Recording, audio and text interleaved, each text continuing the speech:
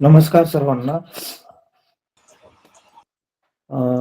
उपस्थित सर्व विद्यार्थी मित्रांनो आणि या ऑनलाईन क्लासेसला जॉईन झालेले जिल्ह्यातील अधिकारी, त्यानंतर पारणे पंचायत समितीचे ज्येष्ठ विस्तार अधिकारी पिंपळकर साहेब, माझे सहकारी तंत्रस्नेही शेरकर सर आणि आज छान असं अनमोल मार्गदर्शन करणारे मराठी विषयाचे जिल्हा परिषद प्राथमिक शाळेचे करंदी शाळेचे आदरणीय सचिन शिंदे सर.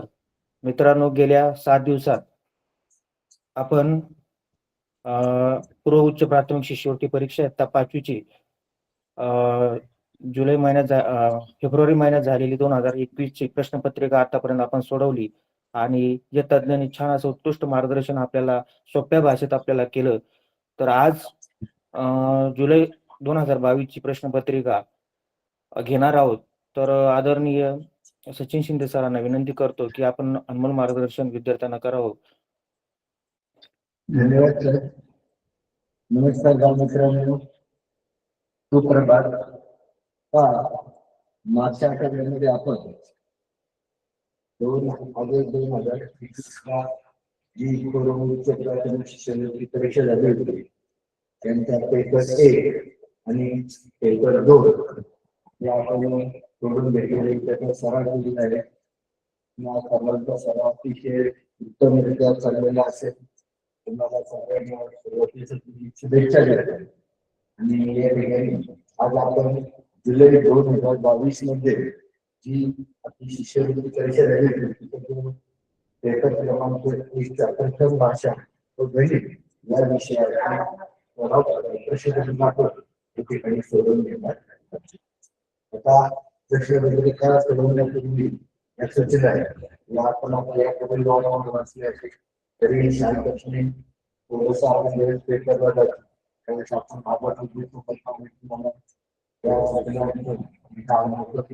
करायचे तर आपल्याला पहिली प्रथम भाषेमध्ये मराठीमध्ये एकूण 25 प्रश्न असतात.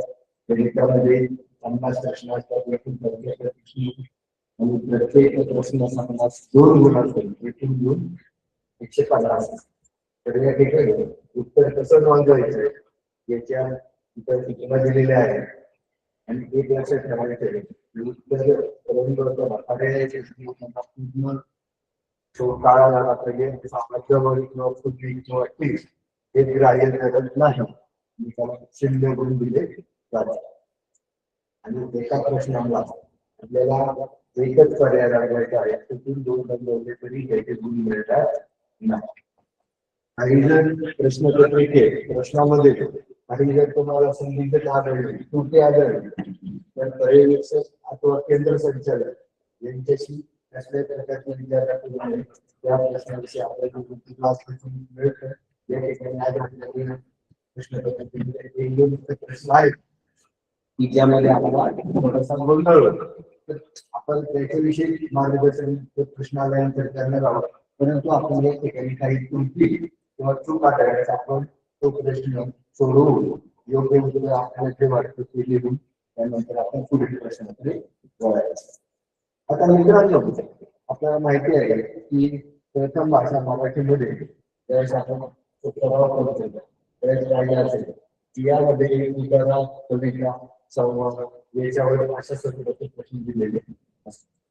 तर हा उदाहरण जो आहे त्याच्यासाठी प्रश्न क्रमांक 1 ते 3 साठी सूचना दिलेली आहे. आपल्या सर्वांना माझ्यामध्ये हा उत्तर सर्वांना एकदा शांतपणे वाचलेले आहे.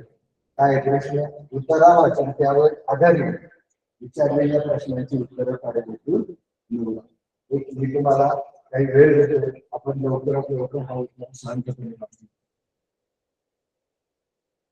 खेडीपाडी आनंदात होती.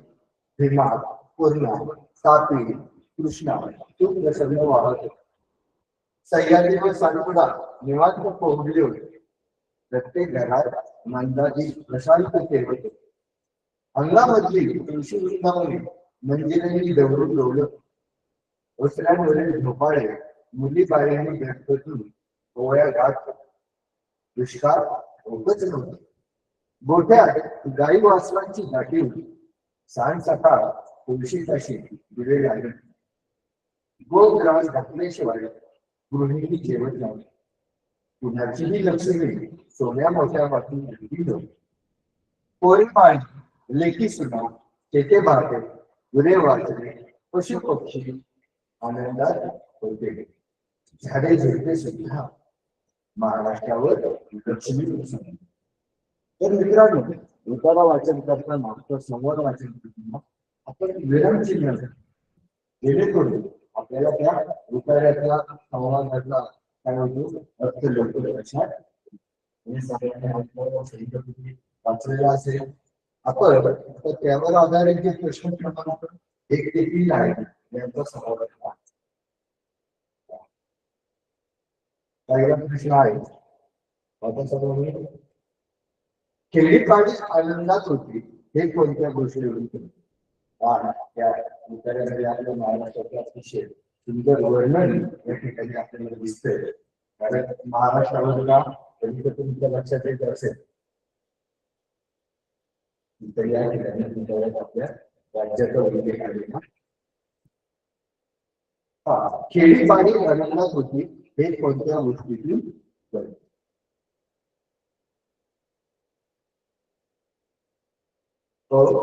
नद्या सुप्रसन्न वाहत होत्या व दुष्काळ ठाऊकच नव्हता.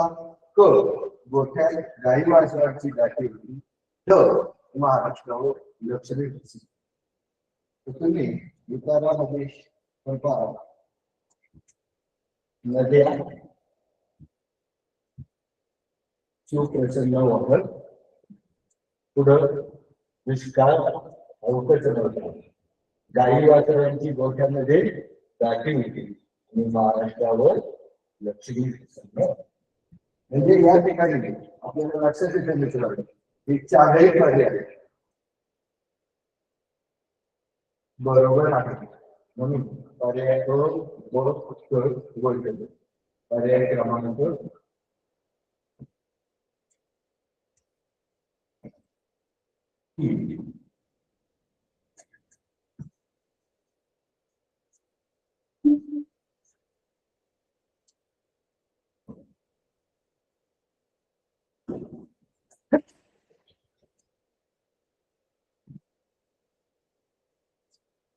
पर्याय क्रमांक म्हणजे या चारही वाक्यातून आपल्याला लक्षात येत आहे की खेळीपाडी आनंदात होती.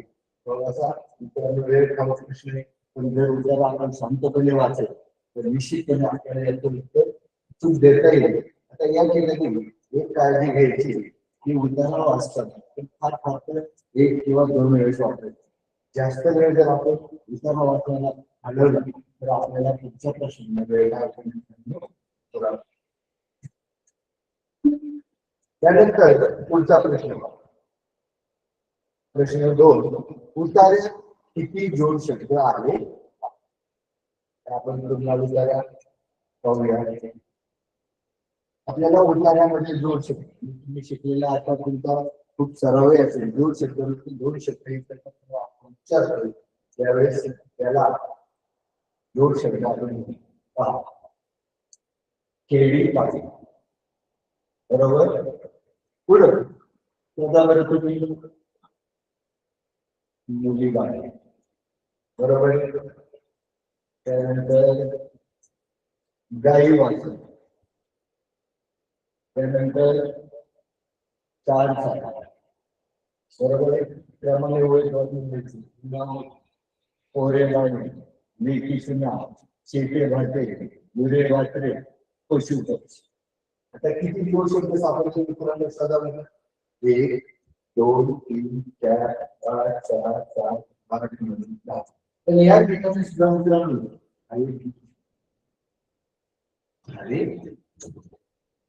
आता याच्यामध्ये एक थोडासा होईल असं लागलेलं आहे.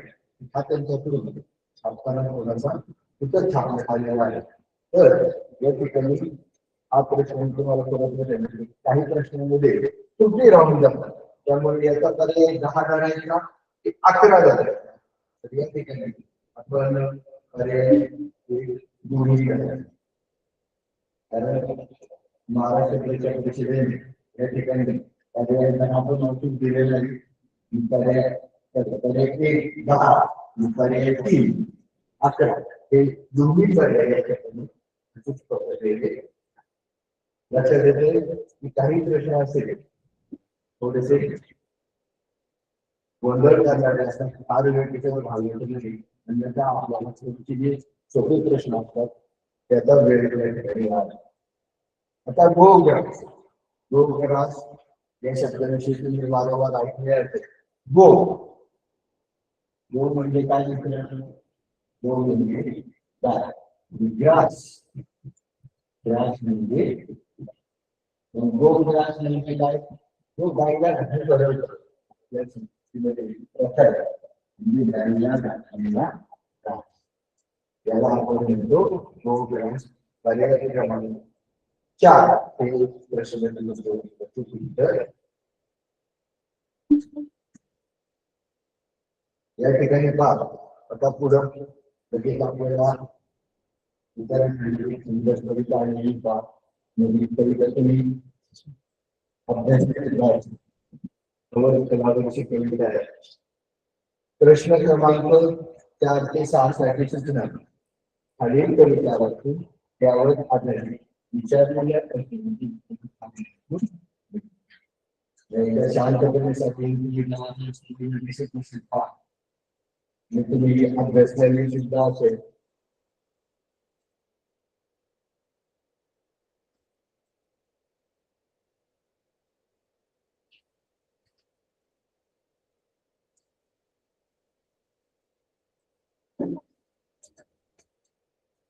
रंग रंगल्या सांग सांगल्या गणित कुमारी गवतला कसा कसा रे मला लागला सांग तुला रे घालला. मित्रा संगे माळावरती कुटुंब विलित फिरताना तुला पाहिली गवतावरती फिरताना असताना विसरून गेलो पतंग नदीचा विसरून गेली विहार पाहून तुझा धरती गेले कशा तुझ्या रे. हिरवी नाजूक रेशीम पाती दोन बाजूला सरसरती निळी एक पाकळी कदाचित पिवळी झरली तरी पुन्हा गोजिर वाणी नाग पाकळी फुलतीले उन्हामध्ये हे रंग पाहता आणि भरपून गेले. वारा घेऊन रूप सांगले खेळ खेळतो गोपाल रात्री डोक बनते गायीचे मला हे वाटते लहान तुझ्या लहानमध्ये तुझ्या संगती सदा राहते अतिशय छान कविता आहे. तुम्ही सर्वांनी वाचली असेल तुम्हाला तर कविता वाचन करताना मित्रांनो ही कविता लयबद्ध जर वाचली तर आपल्याला काय होतं तिचा जो अर्थ आहे तो लक्षात येतो. जेणेकरून त्यावर आधारित जे प्रश्न असतात त्यांची आपल्याला अचूक उत्तरे देतात. मी कविता वाचन करताना सुद्धा मित्रांनो काय करायचं तर आपण कविता विरांचा वापर करून तालबद्धरित्या म्हणली आता उत्तराच्या कविता या आणखी एक आहे की एक तुम्ही प्रश्न वाचून कविता वाचा किंवा कविता उत्तरा वाचून प्रश्न. तर माझ्या लक्षात सर्वात योग्य पद्धत कशी होती की सुरुवातीला तुम्ही उत्तराचं कविता शांतपणे वाचलं आणि मग प्रश्न काय आणि मग प्रश्नानुसार पुन्हा एकदा उत्तराने कविता जर आपण वाचली तर आपल्याला सर्व प्रश्नांची अचूक उत्तरे देता येईल. ही अतिशय सुंदर कविता आपण पाहिलेली आहे आणि ही आपण पुस्तकात अभ्यासलेली सुद्धा आहे आणि हीच कविता या ठिकाणी आलेली आहे. यावर प्रश्न क्रमांक 4 कोणता प्रश्न 4 या कवितेत कोणाचे वर्णन केले सांगा बरं. पर्याय 1 मित्रासंगे खेळण्याचे, पर्याय 2 गवत फुलाचे, पर्याय 3 गवताचे, पर्याय 4 वारा आणि झोपाळा. सर्वांना अचूक उत्तर सापडला असेल का? कोणतेही उत्तर या ठिकाणी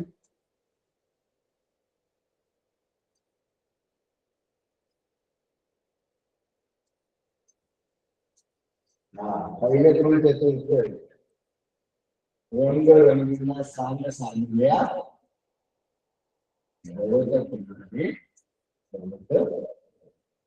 कोणता पर्याय याचा? पर्याय क्रमांक 2.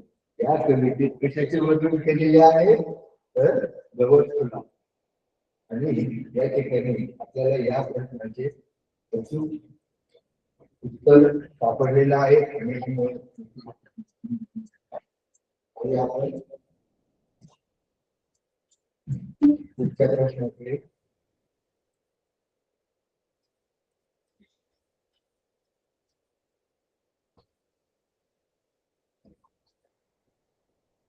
प्रश्न क्रमांक 5.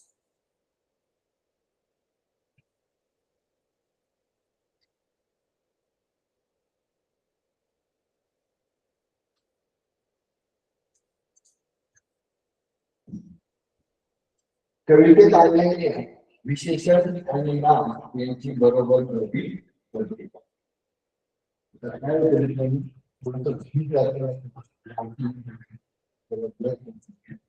तर आपण कविता वाचलेलीच असते.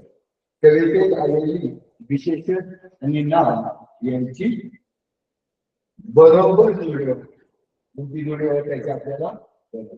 आता तुम्ही शब्दांच्या जातीमध्ये मित्रांनो नाम, सर्वनाम, विशेषण आणि क्रिया साधारण या आपल्याला मराठी या विषयात 4 ते 5 प्रश्न विचारले जातात.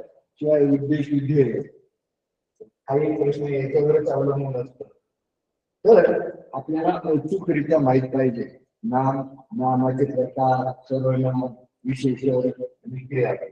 तर या ठिकाणी जो 5वा प्रश्न आपल्याला आलेला आहे, कवितेत आलेल्या विशेषण आणि नाम यांची बरोबर जोडी. बरोबर म्हणजे कोणते मित्रांनो? अचूक. मराठीला गोंधळ होतो. अचूक शब्द, बरोबर शब्द, आपल्याला या म्हणींचा अर्थ एकच आहे. तर कोणती जोडी बरोबर आहे? सर्वांना उत्तर माहित असेल. मी सगळ्याचं उत्तर असं आहे का? लाल पाकळी. आता पाकळी थोडासा सराव होईल पहा. नामाबद्दल जो माहिती सांगणारा शब्द त्याला आपण काय म्हणतो? विशेषण. तर या पर्यायामध्ये पाकळी हे काय मित्रांनो? नाम आहे. पाटी हे नाम आहे. तरा हे नाम आहे. रात्र हे नाम. त्यांची माहिती सांगणारे हे शब्द आहे. आता पाकळी हे कसं आलं मित्रांनो? त्याच्याविषयी विशेषण, त्याची माहिती सांगणारा शब्द आहे ला. आता पराग, पराग आपण वाचलं होतं मित्रांनो. काय होतं पराग? याचं विशेषण पराग पिवळे जगमग. त्यांनी विशेषण वापरले मिळेल. नाही. पाठी, पाठीसाठी कोणते विशेषण वापरले मित्रांनो? आपण पाठी यासाठी आपल्याला 3 विशेषण त्यांनी वापरले होते. कोणते? हिरवी, नाही, रेशी. आणि त्याचप्रमाणे म्हणजे हे विशेषण या ठिकाणी कवितेत दिलेलं नाही. आणि रात्र कोणतं विशेषण वापरलं होतं? आपल्याला दिलेलं आहे रात्र, इवली रात्र. काय होतं? इवली रात्र. आणि या ठिकाणी कोणतं दिलेलं आहे? काळे. मग या ठिकाणी कोणता पर्याय? कवितेत आलेले विशेषण नाव यांची बरोबर पर्याय क्रमांक 1.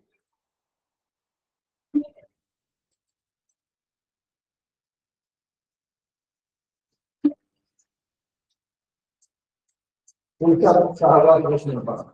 खालीलपैकी चुकीचे विधान कोणते? 4 पर्याय वाचा. आता इथे आपल्याला बरोबर शोधायचं होतं. या ठिकाणी चुकीचं विधान. काय करतो? वाचताना घाई करतो. मग आपल्याला योग्य शोधायचं, अयोग्य शोधायचं, बरोबर शोधायचं, चूक शोधायचं, अचूक शोधायचे. हा गोंधळ होतो. प्रश्न शांतपणे जोपर्यंत आपल्याला प्रश्नाचा अर्थ समजत नाही तोपर्यंत आपण उत्तरापर्यंत पोहोचू शकत नाही. प्रश्न वाचताना शांतपणे वाचा. नेमकं त्या प्रश्नात आपल्याला काय विचारलं हे समजून. तर त्यांनी विचारले आपल्याला खालीलपैकी चुकीचे विधान कोणते? वाचा बरं. 4 पर्याय. तुला पाहून ये घरपूर ये. पर्याय 2, तुझे लग्न पाहताना कान हरपून गेले. पर्याय 3 शाळा घर विसरून तुझ्या बरोबर नेहमी राहा. आणि पर्याय 4 मी तुला अंगाईचे की. तुमच्या लक्षात आलं असेल यातील चुकीचं विधान कोणतं. आपल्या सर्वांना हे बरोबर. हा पर्याय 1 गवत पुन्हा पुन्हा पाहून मी हरपून गेलो हे विधान कसं आहे बरोबर. तुझे रंग पाहताना पाहत हरपून गेले हे विधान सुद्धा बरोबर आहे. आणि शाळा घर विसरून तुझ्या बरोबर नेहमी राहते हे पण आता मी तुला अंगाई घेऊन आहे आता मित्रांनो म्हणजे हे विधान आहे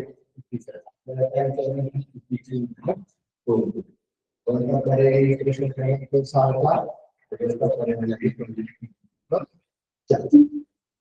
सर्वांनी समजत असेल आणि आमच्या बाजू कमेंट करत जेणेकरून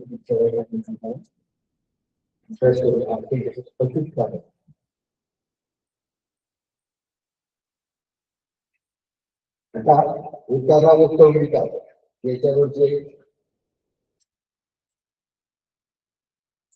सर्वांना निश्चय झाले मित्रांनो. आता पुढचा प्रश्न आहे प्रश्न क्रमांक 7. खालील वाक्यामध्ये एकूण किती संघटने आली आहेत. सापडले सर्वांना. कोणतं वाक्य दिले पहा. ती त्याला म्हणाली मी तुला त्या घराजवळ येताना पाहिले म्हणून. आता सर्वनाम म्हणजे काय मित्रांनो नामाऐवजी म्हणजे त्या ठिकाणी काय करतो आपण नामाऐवजी एखादा वेगळा शब्द वापरतो. तो ती ते पेरणी अशा प्रकारचे जे शब्द वापरतो त्याला आपण काय म्हणतो मित्रांनो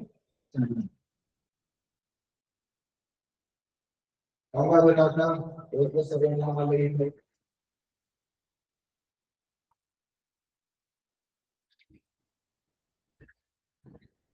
सर्वांना उत्तर सापडलं असेल किती येते. सर्वांचा पर्याय क्रमांक 2 आला. आपल्याला जर विचारतो तुम्ही शोधलेले सांगतो मी पहिलं सर्वांना तुम्ही शोधले की याला मी तुला हे सर्वनाम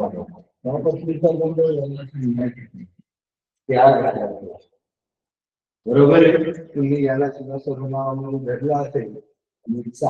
आता तसं आपल्याला जर नुसतं सर्वनाम पाहिजे असतं तर ते तुमचं उत्तर सर्वनाम हे योग्य. पण या वाक्यामध्ये जर आपण विचार केला त्या आता त्या हा शब्द कशासाठी वापरला जातो तर घरासाठी. समजा पहा आपण तुम्हाला एक उदाहरण देतो ही इमारत. आता ही सुद्धा काय आहे हे सर्वनाम होते पण या ठिकाणी कशासाठी वापरले इमारत हे शब्दासाठी वापरले. मग ज्यावेळेस अशी सर्वनामे एखाद्या नामाच्या जवळ येतात त्यांना आपण सार्वनामिक विशेषण काय म्हणतो सार्वनामिक. आता विशेषण तुम्ही आतापर्यंत अभ्यास केला एखाद्या वस्तूचं नामाचं गुण सांगणार शब्द असतो. आपण कशी पाहिलं लाल पाकळी पिवळे पदार्थ नंतर हिरवी पाटी इवली रात्र हे विशेषण आहे. पण या ठिकाणी ही सर्वनाम सुद्धा विशेषण म्हणून वापरली जातात. याला सार्वनामिक विशेषण म्हणतात. विशेषणाचे 3 प्रकार आहेत मित्रांनो. पहिलं गुणवाचक विशेषण, दुसरं आहे संख्यावाचक विशेषण आणि तिसरं आहे सार्वनामिक. आता त्या आपण एक फिंगर वापरतो त्या सर्वनाम परंतु या ठिकाणी या वाक्यात घराच्या माहिती पाहिजे त्या घरात म्हणजे घराविषयी माहिती सांगताय हे काय या ठिकाणी सार्वनामिक विशेषण म्हणजे याला आपण आता शोधा बरं किती सर्वनामे आले की त्याला मी तुला आणि अग्नी या ठिकाणी पर्याय एक 5 सर्वनाम आलेले आहेत. पुन्हा एकदा थोडासा गोंधळ झाला असेल तर हे या ठिकाणी नामाची माहिती सांगतो. कोणत्या नामाची घर ते घर म्हणजे या ठिकाणी या सर्वनामाचा उपयोग विशेषण म्हणून केलेला आहे. म्हणून याला सर्वनामामध्ये विशेषण राहिले. 5 सर्वनाम पर्याय क्रमांक.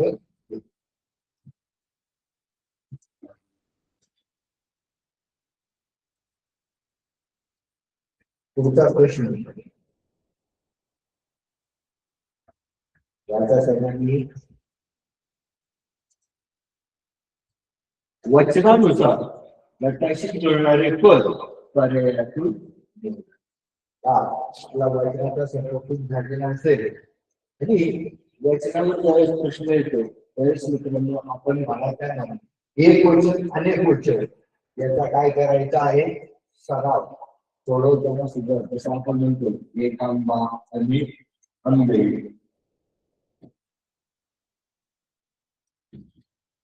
मग आता या ठिकाणी आपल्याला 3 शब्दांचा काय दिला मित्रांनो जोड दिलेला आहे. कोणता घडा. मग घडा म्हणजे मार डेरा तर त्याला काय म्हणतो घडा. समानार्थी शब्द. मग घडा एक एका आणि एक घडा एक म्हणजे हा घडा शब्द कशात येतो एक येतो. पुढचा सडा एक सडा पुढे टाकतो आणि खडा एक खडा की अनेक खडा असं आपण एक वचनी अनेक वचनी काय होतं मित्रांनो लक्षात घ्या. म्हणजे आपल्याला हे जे दिलेले 3 शब्द आहेत खडा सडा आणि खडा हे 3 शब्द कोणते आहेत का सर्व एक वचनी. आता आपल्याला या 4 पर्यायांमध्ये जे शब्द दिलेले आहेत त्यातून एक वचनी शब्द ओळखला म्हणजे आपला वेळ काय होणार आहे तो पूर्ण होणार आहे. मग आपल्याला या गटाशी जोडणार एक वचनी शब्द शोधा बरं. घोडा कडे झाडा माग. आता कडे काय मित्रांनो हे तर शब्द योग्य आहे हे येणार आहे. माड म्हणजे कशाचं झाड मित्रांनो ताड माग माहिती असेल एक कविता होती आपल्याला एक गवता माड भारी नाही ताड म्हणजे नारळाचं झाड. एक माड अनेक माड म्हणजे हा शब्द काय होतो मित्रांनो दोन्ही वचनामध्ये आणि आपल्याला एक वचनी शब्द शोधायचा पर्याय हा शब्द तर आपल्याला निश्चित एक वचनी शब्द शोधायचा. झाडा हा शब्द वचनामध्ये येऊ शकतो. घोडा एक घोडा अनेक घोडे आपण चेक करून पाहू शकतो. हे घडा घडे सडा सडे खडा खडे घोडा म्हणजे या ठिकाणी निश्चितपणे एक असलेला शब्द कोणता आहे घोडा. म्हणजे प्रश्न क्रमांक 8 याचा अचूक पर्याय आहे पर्याय क्रमांक 1. लक्षात आला असेल मित्रांनो. आपण वळूयाला पुढच्या प्रश्नाकडे. प्रश्न क्रमांक 9 सर्वांना दिसत असेल काही अडचण असेल खालीलपैकी भविष्यकाळी वाक्य बोलू. सर्वांनी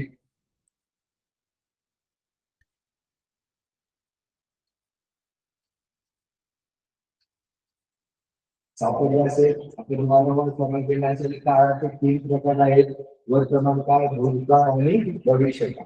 वर्तमान काळ म्हणजे क्रिया सध्या चालू आहे आपलं शिष्यवृत्तीचं काय चालू आहे कोणत्या काळात येतो आपण वर्तमान. नंतर जी घटना घडून गेली त्याला कोणता काळ म्हणतो मित्रांनो भूतकाळ. आणि जी घटना होणार आहे त्याचा उल्लेख आपण कोणत्या काळात करतो भविष्यकाळ. आता तुम्हाला विचारले भविष्यकाळी वाक्य कोणतं म्हणजे या 4 वाक्यांमध्ये कोणत्या काळात घटना घडणार आहे या नंतर घडणार आहे असा आपल्याला उल्लेख काढायला शोधायचा आहे. भविष्यकाळ याचा पहिला पर्याय मधुरा पाणी पिते. कोणता काळ विचारलो बरोबर कोणता काळ पाणी पिण्याची क्रिया चालू आहे म्हणजे हा काळ येतो वर्तमान. पुढं माझे जेवण झाले क्रिया काय झालेली मित्रांनो पूर्ण झालेली जेवण म्हणजे कोणता काळ आहे भूतकाळ. पुढं तो गावाला गेला होता, तो गावाला गेला होता म्हणजे ही क्रिया सुद्धा काय झालेली मित्रांनो घडून गेलेली. म्हणजे हे वाक्य सुद्धा पर्याय क्रमांकाच्या कोणत्या काळामध्ये येतं भूतकाळ. आणि इथं मी चांगले भाषण करेल केलं का नाही, करतोय का नाही, तर करणार नाही म्हणजे ह्या वाक्याचा मित्रांनो भविष्यकाळ ही घटना अजून होणार काय किंवा घडणार काय आणि म्हणून आपल्याला तो प्रश्न होता भविष्यकालीन महत्वपूर्ण. तर याचा अचूक पर्याय आहे पर्याय क्रमांक 3.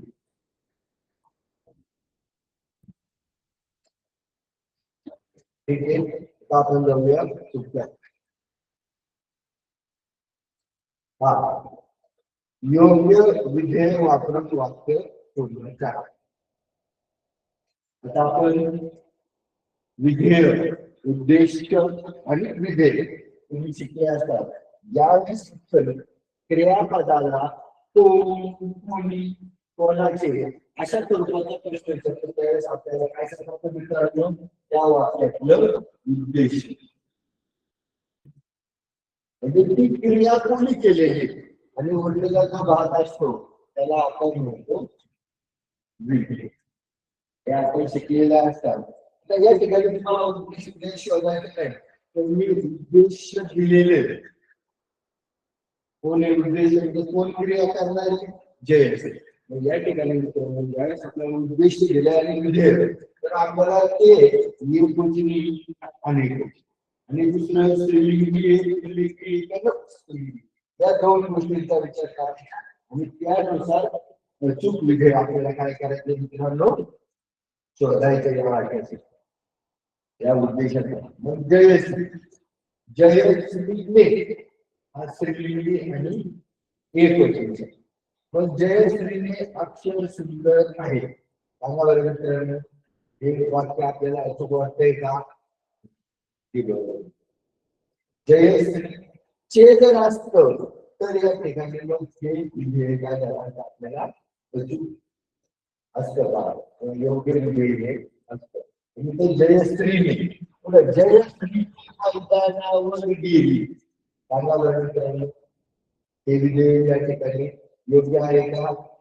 जयश्री जर असतं तर जयश्री मैदानावर गेली त्यांचं जयश्रीने तिने काय केली जयश्रीने इकडे गेली. आपण काय करायचं हे विधेय जोडून पाहिजे वाक्य वाचायचं आपल्याला त्याचा अर्थ काय होतो सापडतो आणि त्यामुळे आपला गोंधळ होत नाही. म्हणजे या ठिकाणी आपण या क्रमांक 30 वेळेला त्याची भूमिका नाही. आणि आता पर्याय 4 जयश्रीने छान कविता कोणतं विधेय बसते तर जयश्रीने छान कविता केली पर्याय क्रमांक 4.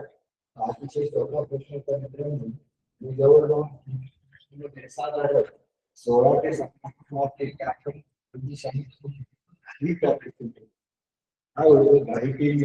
मग आपण उत्तर शोधताना आपल्या निश्चितपणे गोंधळ होतो. त्यामुळे प्रत्येक प्रश्नासाठी काळजीपूर्वक वाचेल प्रश्न वाचताना त्याचा अर्थ समजून घेतल्याशिवाय उत्तर शोधण्याची घाई करायची.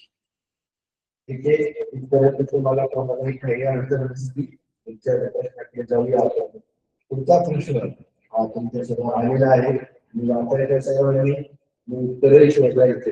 अतिशय सोपा प्रश्न मित्रांनो हे आलेले आहे.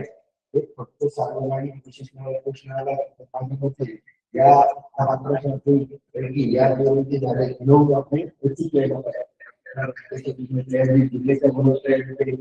त्यामुळे असे छोटे प्रश्न शांतपणे सोडवायचे जिल्हे करून घ्यायचे म्हणजेच आपल्याला एक असं गोंधळ काय आपण घरी करतो मी खूप चोखतो खूप चोखतो म्हणून प्रश्न काय वाटत नाही. मग आपलं जे देणार उत्तर असं करतो आपल्या गोंधळाला काय आपण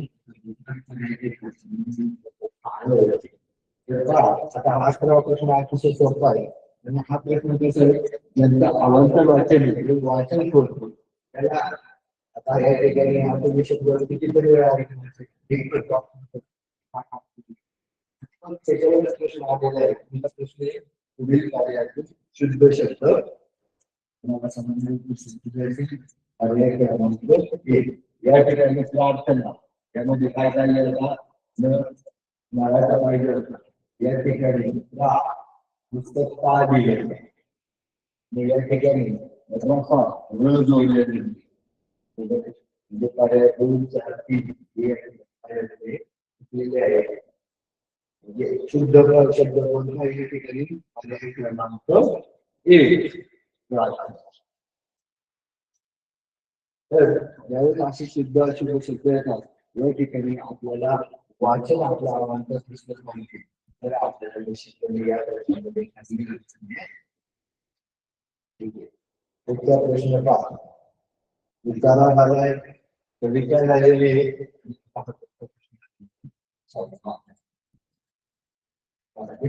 सर्वांना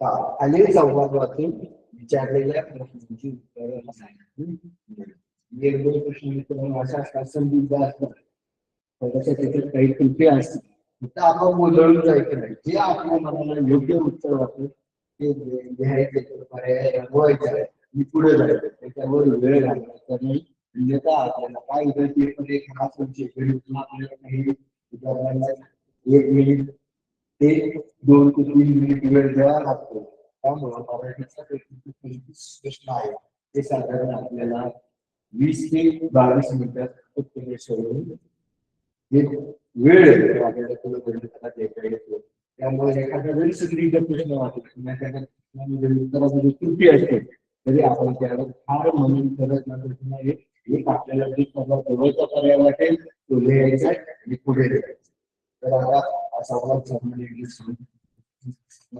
दिसत असेल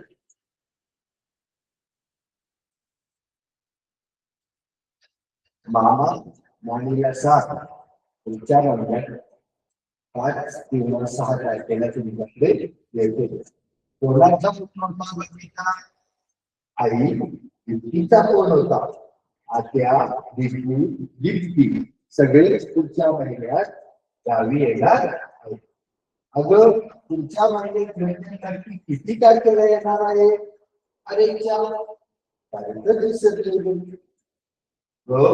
लक्षात राहत नसेल तर लिहून ठेवावं हो बाबा लिहून ठेवलंय हे बघा 5 किंवा 6 तारखेला हो बरं झालं ना लिहिलंच ते तुम्हाला मगाशी सांगितलं विराम चिन्हाचा वापर करा आणि ओघवतो वाटत करा की जेणेकरून आपल्याला त्याचा अर्थ काय होतो समजतो प्रश्न आहे तो प्रश्न सर्वांनी संवाद शांतपणे वाटत असेल आता तुमच्या लक्षात आलं असेल तरी आपण घेऊ मामा मामीला हो हे वाक्य कोण बोलत असेल तिसऱ्या वाक्य ठीक आहे आपण बोलूया शांतपणे एकदा विचारा असं कविता असं प्रश्नांचे उत्तर शोधताना परत तुम्ही एकदा पाहू शकता आता 8 प्रश्न वरील संवादात किती व्यक्तींचा उल्लेख आला आता प्रश्न याला 2 प्रकारचे विचारले जातात वरील संवादात किती जणांनी भाग घेतला आहे म्हणजे प्रत्यक्ष बोललेले जे आपण घेणार होतो तर या ठिकाणी या संवादात कोण कोण बोललेले आहे पहिलं वाक्य आहे दीप्तीचं दुसरं वाक्य कोणाचं कोणी उच्चारिका हे कोणी विचारतंय आई दीप्तीचा कोण होता हे कोण बोललं गीता आता पुढच्या महिन्यात विचार केला हे पुन्हा वाक्य आईचं अरेच्या तारीख विसरलेली हे कोण बोललं गीता जर लक्षात माहित नसेल लिहून ठेवावं. हे कोण बोलले ह्या वाक्यात बाबा जर तिच्या बाबाला भेटले तो बाबा लिहून ठेवले कोणाला घेतात बरं झालं नाही लस ते हे वाक्य कोणाचं आहे पुन्हा बाबा. म्हणजे या संवादात किती जणांचा उल्लेख आहे आणि किती जणांची बाग येते प्रश्न येतात. तर या ठिकाणी वरील संवादात किती व्यक्तींचा उल्लेख आला उल्लेख हे संवादात सहभागी नसतील आणि फक्त त्याचा उल्लेख आहे मामा मा हा उल्लेख कोणाचा जो कोण होता आई दीप्ती आत्या दीपू दीप्ती दीप्ती इतर यांचा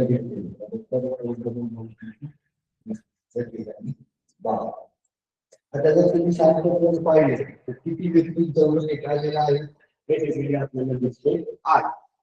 परंतु जसं आता दीप्ती हे या ठिकाणी आपल्याला लक्ष सांगते हे बोललं त्यामुळे आपण ते धाडताना आता बाबा हे वाक्य कोण बोललंय दीप्ती. आता ती बाबा बाबू कोणाला म्हणलेली आहे गीताच्या आईला हे जे आई बाबा आहे याचं काय केलेलं आहे बाबा आणि हे सुद्धा काय होतं डबल होतं एक तर बाबा पडला अथवा आईला आणि मग राहिलेले किती जणांचा उल्लेख आलेला आहे गीता आई दीप्ती आत्या दीपू आणि बाबा. पर्याय क्रमांक 3 वरील संवादात किती व्यक्तींचा उल्लेख आलेला आहे. आता याच्यावर माहिती कशासाठी कधी कधी या ठिकाणी संवादात ते मुले खेळत होते आणि मग मुले खेळत होते म्हणाल तर निश्चित आठवण नसेल त्यावेळेस 4:30 असतो किती व्यक्तींचा उल्लेख आलेला आहे निश्चितपणे संख्या आहे. त्याचाही सर्व आपल्या राजनाथच माहितीसाठी आहे. अरे 4 तारीखच विसरले गेली अडचण विकास कोणाला. आता तुम्ही संवाद पाहिलेला आहे संवादात आपण बघण्यासाठी उल्लेख केला होता. अगं पुढच्या महिन्यात म्हणजे व्यक्ती किती तारखेला येणार आहे हे वाक्य कोणाचं आहे मग आईच्या या वाक्यावर तुम्ही प्रतिक्रिया दिलेली का गीताने काय प्रतिक्रिया दिलेली अरेच्या तारीखच विसरले म्हणजे गीता कोणाला बोलली असेल तर आईला बरोबर आहे.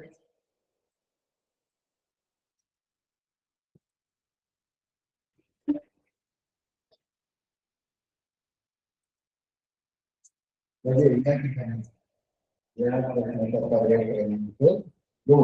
अरेच्या तारीखच विसरले गणी असे गीता कोणाला म्हणाली तर आईला. पर्याय क्रमांक 2.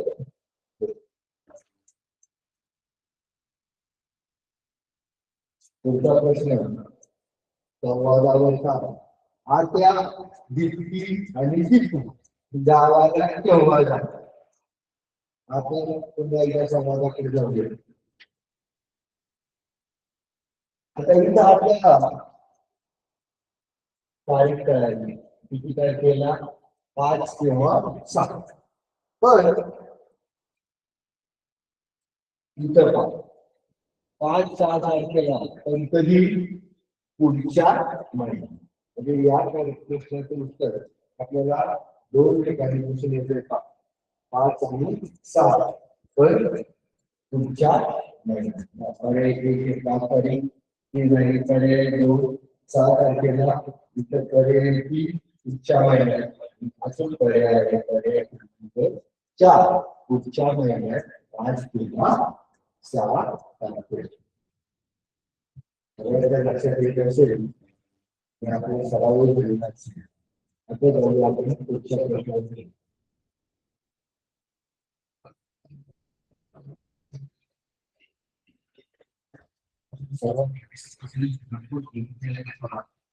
पुढचा प्रश्न क्रमांक 5. चौकटीत दिलेल्या अक्षरांपासून तयार झालेल्या ध्वनीतील 5, 6 व 7 क्रमांकाची अक्षरे घेऊन येणाऱ्या शब्दाचा शब्द तर मी तुला सांगते प्रश्न वाचताना शांतपणे वाचत. या ठिकाणी आपण काय शिकवायचं मित्रांनो, या ठिकाणी आपल्याला फक्त बंद बनवायची आहे. त्याच्यामध्ये 5, 6 व 7 क्रमांकाची अक्षरे घ्यायची आणि नंतर याच्या विरुद्धार्थी शब्द शोधायचे. आता शोधा बरं मन कोणती तयार होते. वाचन. आता दिसत असेल सर्वांना. माहिती तयार होते. आलेल्या सर्वांच्या अगदी छान. कोणती मन तयार होते. मी तर तयार करतो. उतावळा, नवरा,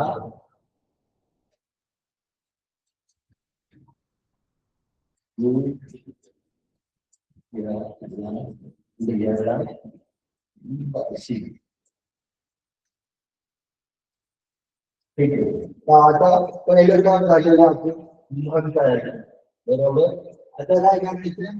5, 6 व 7 क्रमांकाचे अक्षर. 1, 2, 3, 4. हे 5 नंबरचे अक्षर 6 आणि हे 7. कोणता शब्द तयार झाला मित्रांनो. नाव. आणि याचा विरुद्ध अर्थी शब्द कोणताही अगदी पर्याय क्रमांक 1 नवरा. याला विरुद्ध अर्थी म्हणू शकतो आपण अथवा विरुद्ध म्हणू शकतो.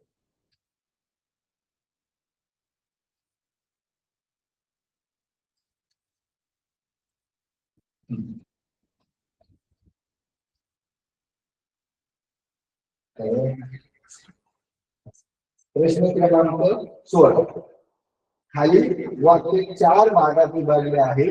त्यातील चुकीचा भाग ओळखा. मित्रांनो यापूर्वी 2 प्रश्न आपण पाहिले की जे या ठिकाणी त्याच्यात थोडेसे त्रुटी होत्या. त्यामध्ये झाडे झुडपे आणि त्यानंतर आता या ठिकाणी एक त्रुटीचा प्रश्न आलेला आहे.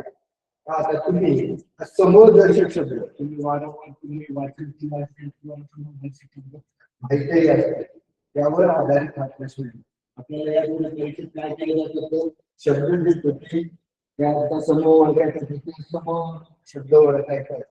या ठिकाणी आता या ठिकाणी मालिकेची थप्पी लावली हे वाक्य. आता तुम्हाला माहिती आहे मालिकेची काय असते रे. आपण काही घरामध्ये मालिके ठेवली जायची ती बरोबर मालिकेची म्हणजे या ठिकाणी या वाक्यामध्ये काय झालेलं मित्रांनो. थप्पी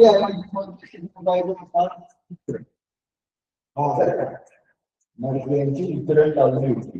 मी एखादा म्हणेल तर त्याऐवजी आम्ही असं घेतलं मालिकेची ऐवजी थप्पी कशाची असते. हो बरोबर. तरी बरोबर होते. मालिकेची थप्पीऐवजी वितरण शब्द घेतला तरी वाक्य काय होते बरोबर. म्हणजे या ठिकाणी आपण शब्द बदलता घेतलं तरी वाक्य बरोबर होईल. थप्पी या समोर शब्दाऐवजी वितरण जरी घेतलं तरी वाक्य म्हणजे या ठिकाणी चुकीचा भाग या ठिकाणी आपल्याला घेऊ शकतो. माहितीची पण माहितीच्या ऐवजी आपण काय वापरू शकतो चुकीचा आहे तरी वाक्य बरोबर होईल.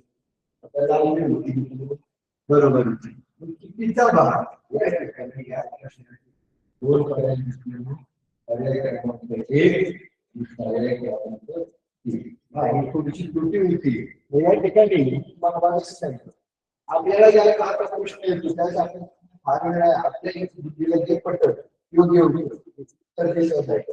एक पर्याय 1 रांगवा अथवा पर्याय 3 हे दोन्ही पर्याय रांगवायचे नाही. एवढं लक्षात ठेवा. 2 पर्याय जर रांगवले तर ते पूर्णपणे पास केलं तर ते चूक झालेलं आहे.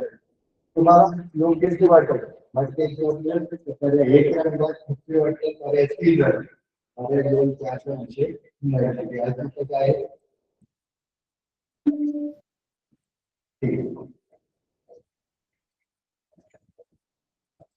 कोणता प्रश्न आहे 17वा. मेच हा कोणत्याही इंग्रजी शब्दाला पर्यायी शब्द आहे.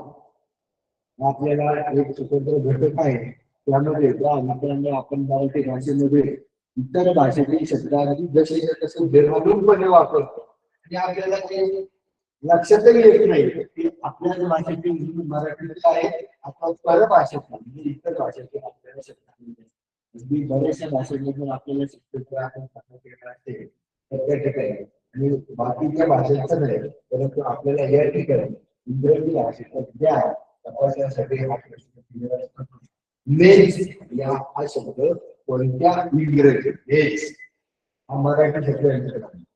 मग कोणत्या शब्दासाठी हा पर्याय शब्द आलेला आहे. पहिला आहे रेडिओ काय बोलतो आपण त्याला मराठीमध्ये आकाश मेजचा पर्याय शब्द आहे रेडिओ. फोन त्याला काय म्हणतो मित्रांनो दूरध्वनी. पुढं वेळ याला म्हणतो आपण अंतर्जाल. टेबल याला मराठीमध्ये म्हणतात मेज. मेज याचा अचूक पर्याय इंग्रजी शब्द कोणता होता आपण पुढच्या गावाला तर टेबल.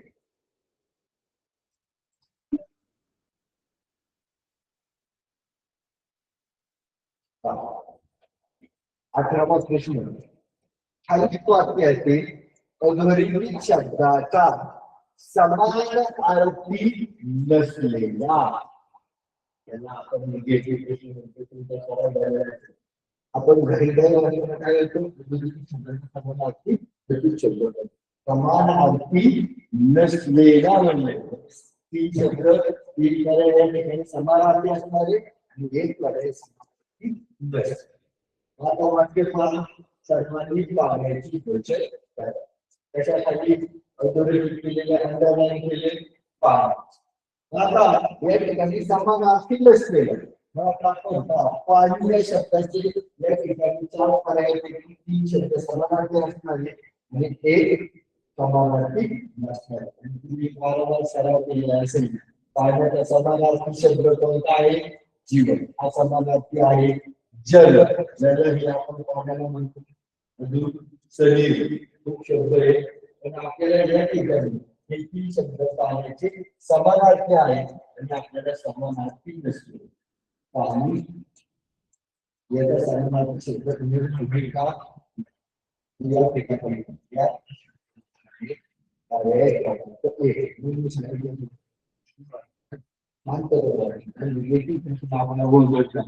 नसलेला आपण बाहेर शब्द वापरत नाही आपण पुढच्या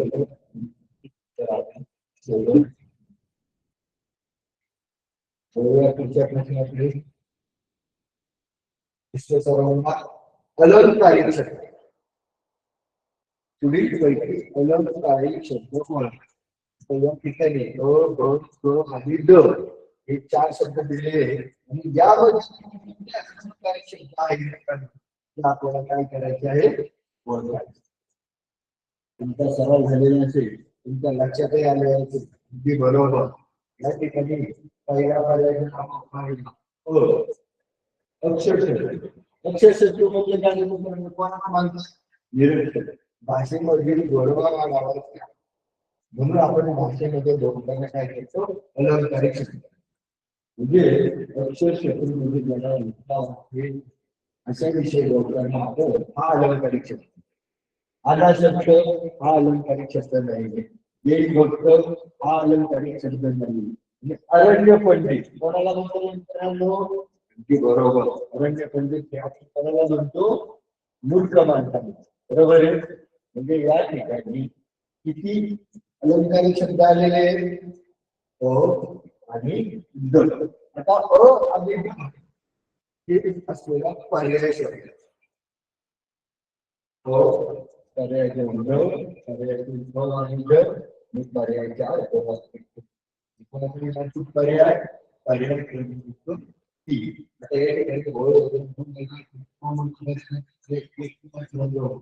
आपल्याला पर्याय करत आणि त्यात उत्तर द्यायचे काम असेल तर पुढच्या प्रश्नाचं बोलूया. प्रश्न क्रमांक 20. टीका हा शब्द कोणत्या शब्दसमूहाबद्दल आला आहे?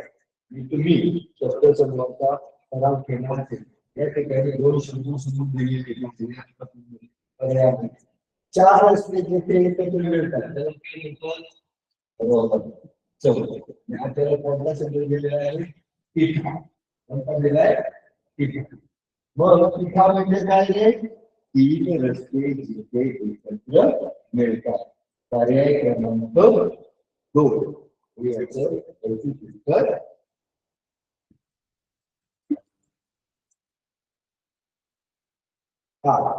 गटात न बसणारे शब्द शोधा. संवादामध्ये एकावर प्रश्न आला होता मित्रांनो. त्याच्यावर हा गट अगदी बरोबर. जोड शब्दांचा हा पुन्हा प्रश्न आलेला आहे. आणि झाडे, झाड या शब्दाशी संबंधित 2 शब्द या ठिकाणी घेतले आहेत. पर्याय आहे पहिला झाडे, पर्याय 2 झाडे झडते, पर्याय 3 झाडावर, पर्याय 4 झाड. उत्तर समानार्थी झाडे वेल 2 शब्द. हा 2 शब्द आहे. झाडे झुडपे तो उत्तर आला होता. उत्तर दिलं. पर्याय 4 झाड झाड आणि झाडांवर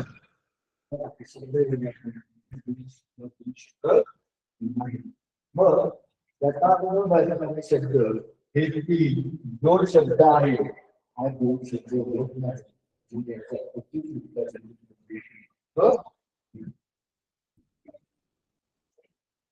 पुढचा पूर्वीदर्शक शब्दांची चुकीची जोडी ओळख. आपण वारंवार सराव केलेला असेल. पहिला शेळीचे करडू, म्हैस कोकरू, घोडा चिंगरू, हरणी पाड. शेळीचे करडू. आता आपल्याला काय शब्द मित्रांनो? चुकीची जोडी. शेळीचे करडू पर्याय, घोडा किंवा मालवाचं शिंगरू अचूक पर्याय आहे. हरणीचे पाडस अचूक पर्याय. म्हशी म्हशीचं काय असतं? त्याला काय आपण रेडी कोकरू मेंढी करतो. म्हणजे कोणता पर्याय चुकलेला आहे? पर्याय क्रमांक 2 या ठिकाणी चुकलेला आहे. आपल्याला किती जोडीवर राहायची त्याचं सांगितलं आहे. पुढे दिलेली अक्षरे जोडून पहिल्या 3 अक्षरापासून बरोबर. काय करायचे? शब्द हे अक्षर पटपट नाही. मग आपण म्हणले तर आपल्याला त्या ठिकाणी शब्द तयार होतो. पहिले 3 अक्षर 1 2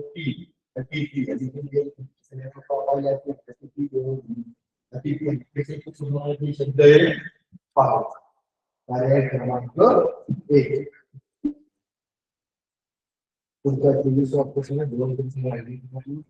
स्वच्छ स्वागत स्वप्न स्वरा हे स्वप्न शब्दवर्धन क्रमी लावल्यास मध्ये कोणता शब्द लिहिल.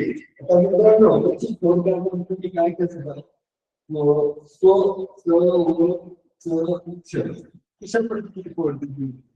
आणि मग वर्णांक वेगळे लावायचे. पहिल्यांदा सगळे स्वचे शब्द नंतर स्वा. आता सर्वात शेवटी कोणता येईल का? स्वच्छ सर्व. आता स्वच्छ 3 शब्द स्वप्न यामध्ये पहिला येतोय स्वच्छ, दुसरा येतो स्वप्न, पुढचा स्वरा, नंतर स्वागत, नंतर स्वरा. आणि आपल्याला कोणता शब्द शोधायचा मित्रांनो? मध्यभागी. मध्यभागी कोणता येतो? स्वरा. या ठिकाणी आपली वर्णमाला अचूक असली पाहिजे. आणि शेवटचा प्रश्न मित्रांनो 25वा पुढील पैकी अचूक जोडीचा निवडा. अचूक म्हणजेच बरोबर म्हणजे 3 जोड्या केल्या आहेत 7. पर्याय क्रमांक 1 शिक्षण दिन हा 11 नोव्हेंबर आपले भारताचे पहिले शिक्षण मंत्री मौलाना अबुल कलाम आझाद यांची जयंती जन्मदिवस हा शिक्षण दिन म्हणून पाळतो. तर शिक्षक दिन 5 सप्टेंबर असतो. नंतर बालिका दिन सावित्रीबाई फुलेंची जयंती 3 जानेवारी असते मित्रांनो. 14 नोव्हेंबर काय हा बाल दिन आहे. बालिका दिन आणि बाल दिन गोंधळ आहे. हुतात्मा दिन महात्मा गांधींची स्मृती दिन हा असतो 30 जानेवारी मित्रांनो. म्हणजे 2 ऑक्टोबरला आपण गांधी जयंती साजरी करतो. आणि विज्ञान दिन 28 फेब्रुवारीला असतो. म्हणजे पर्याय 2, 4 आणि 3 हे काय झाले या ठिकाणी चुकलेले आहे. अचूक पर्याय आहे. धन्यवाद मित्रांनो. आपण सर्वांनी सांगितले काही अडचण असेल यावर वर्ग शिक्षकांची आपले जे शिक्षक काय व्यवस्था स्वतःची समजून